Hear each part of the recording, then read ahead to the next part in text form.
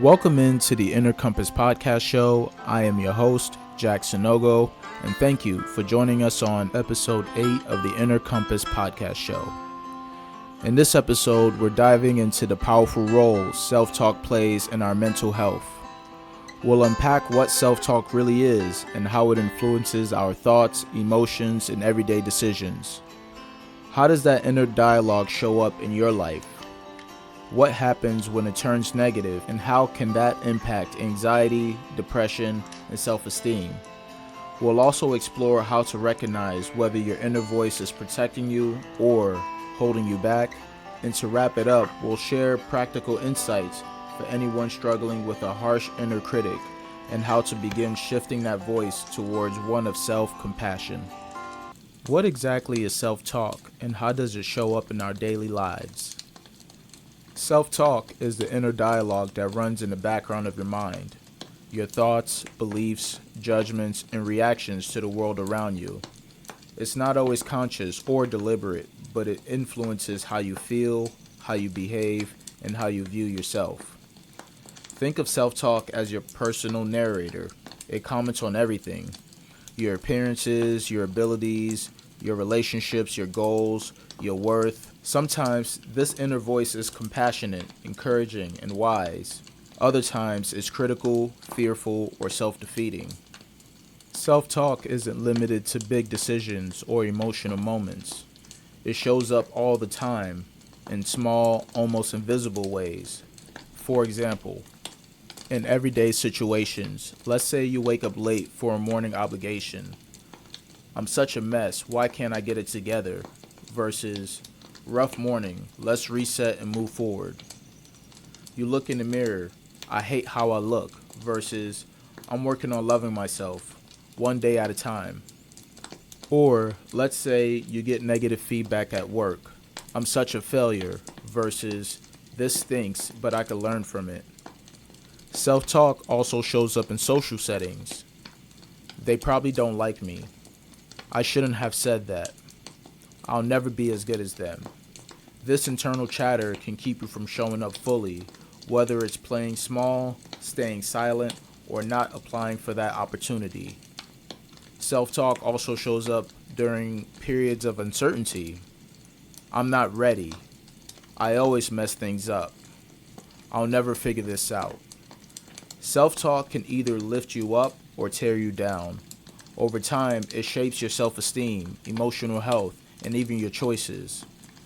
Positive, compassionate self-talk builds confidence and resilience. Negative, critical self-talk can reinforce fear, shame, or self-doubt.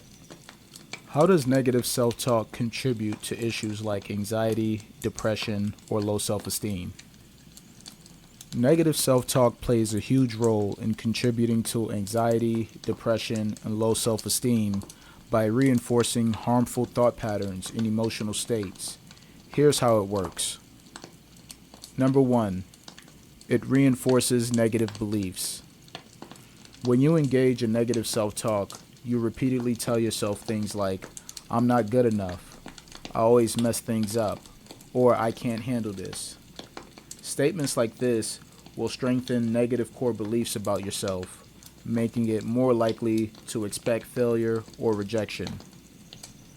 Number 2, it increases emotional distress.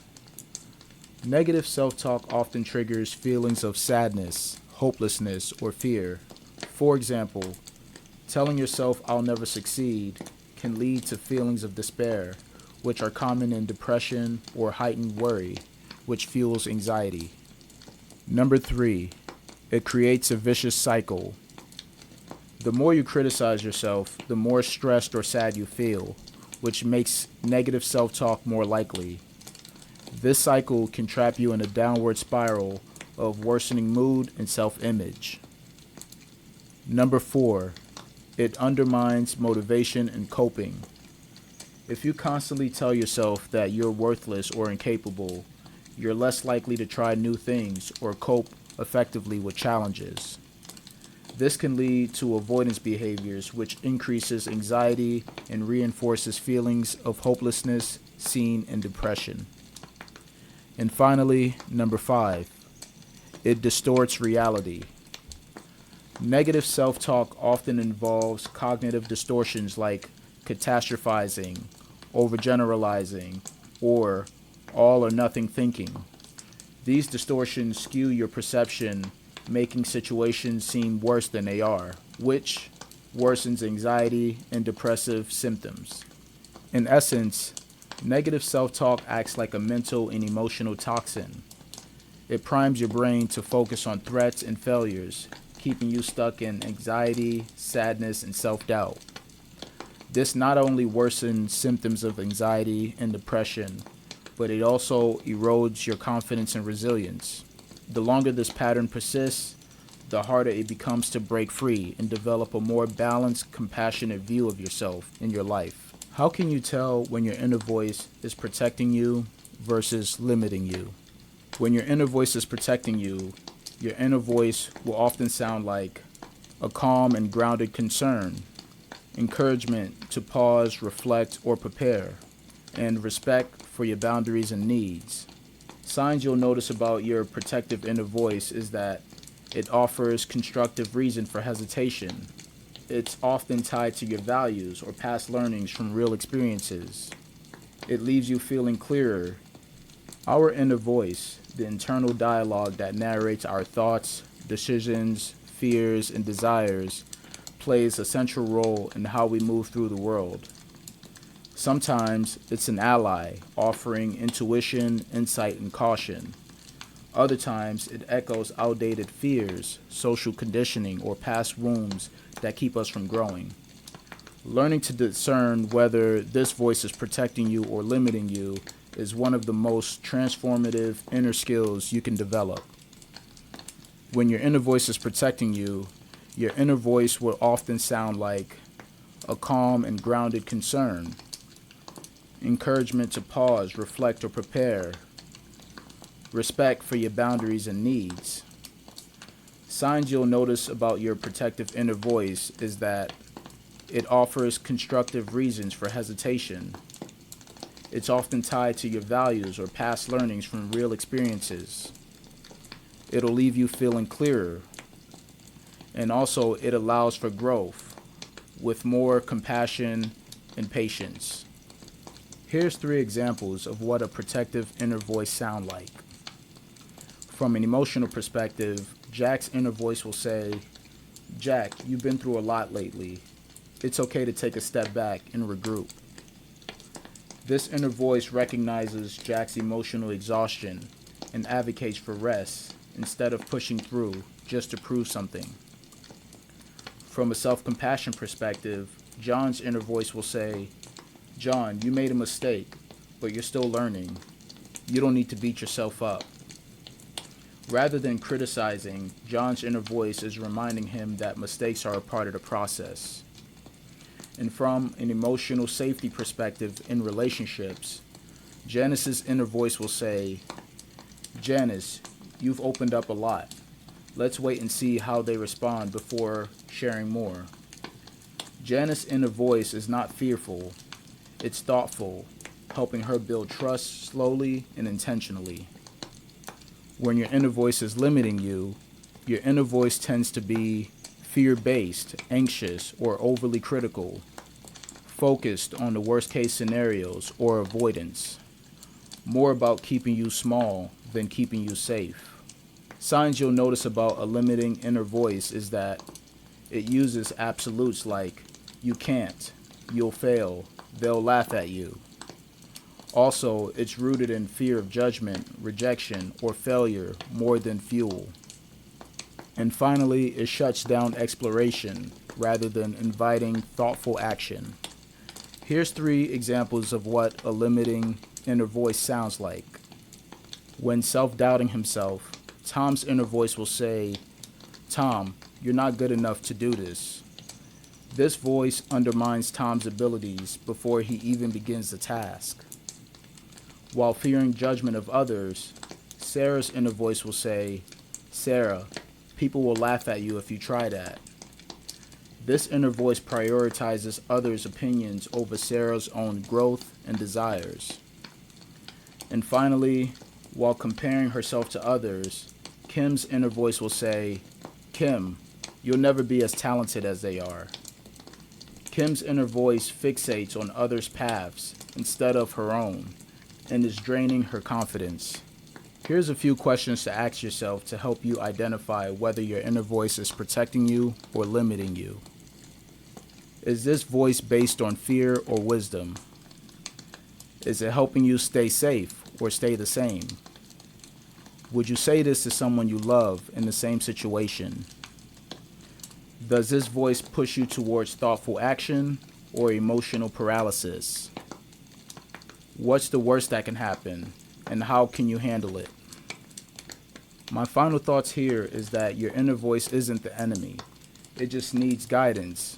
Sometimes it's trying to keep you from real harm. Other times it's reacting to old patterns.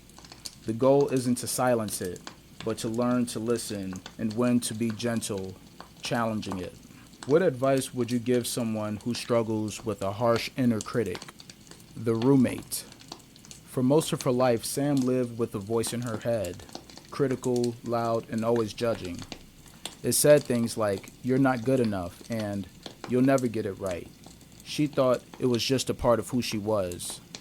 But one day, exhausted from his constant presence, Sam asked herself, "Why am I speaking to myself like this?"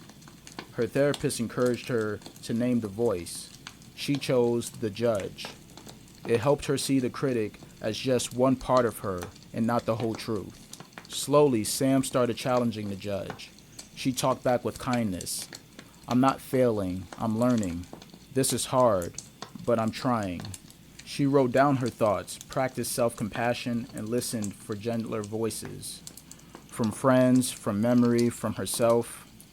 The judge still appeared sometimes, but it no longer controlled the room. In its place, a quieter voice began to grow. One that said, "You're doing okay. You're enough, just as you are." And for the first time in a long time, Sam started to believe it. If someone is struggling with a harsh inner critic, here's the advice I'd offer, both practical and compassionate, to help quiet that voice and rebuild a healthier inner dialogue. Name it to tame it. Do exactly as Sam's therapist recommended her to do and give your inner critic a name or a persona. This makes it easier to detach from the thoughts and even interject a little humor into the situation. It turns the monologue into a dialogue, something you can challenge. Recognize the inner critic as a separate voice. Start by acknowledging that your inner critic is not you. It's a mental habit you developed over time, often influenced by past experiences like criticism, trauma, or perfectionism. Try to notice when that voice shows up and label it. There's that inner critic we're talking about. This thought is really harsh, not helpful at all. Acknowledgements like this can help you create distances between your true self and the self-critical thoughts. Practice self-compassion. Self-compassion isn't about letting yourself off the hook. It's about treating yourself with the same kindness you'd offer a friend. When you make a mistake, try saying, "It's okay to mess up, everyone does," or "I'm doing the best I can right now." And finally, use thought reframing. Reframing doesn't mean lying to yourself. It means adjusting the tone of your thoughts to be more realistic and less damaging. For example, instead of "I'm terrible at this," say, "This is hard for me right now, but I can improve over time." Or, instead of saying "I'm such a failure," say, "This didn't go the way I wanted, but I can learn from it." Over time, this action can shift your default inner voice to something more constructive. Also, to a person who's their own worst critic, I'd recommend writing it out, mindfulness and meditation, and seeking professional support. Self-talk can be incredibly damaging or incredibly healing depending on the words we choose. Dr. Kristen Neff. As we wrap up today's episode, remember this. Your self-talk isn't just background noise. It's a script you live by. Whether it's nurturing or negative, that inner dialogue shapes how you see yourself, how you handle challenges, and how you move through life. We've explored how self-talk can either protect or limit us, and how to start rewriting the voice in your head with more compassion, truth, and intention. You don't have to silence your inner critic overnight, but you can start by choosing a different voice, one that sees your effort, one that believes in your growth, one that reminds you you are enough. Now here's the truth. Compassion is powerful, but so is accountability. That's where we're headed next. In episode 9, we're diving into accountability and ownership. How to hold yourself to your goals without shame, take responsibility for your life, and create real aligned change. Because self-love doesn't mean letting yourself off the hook. It means trusting yourself to rise. Until next time, keep listening to your inner compass, be kind to yourself, be honest with yourself, and keep moving forward, one conscious thought at a time. Thank you.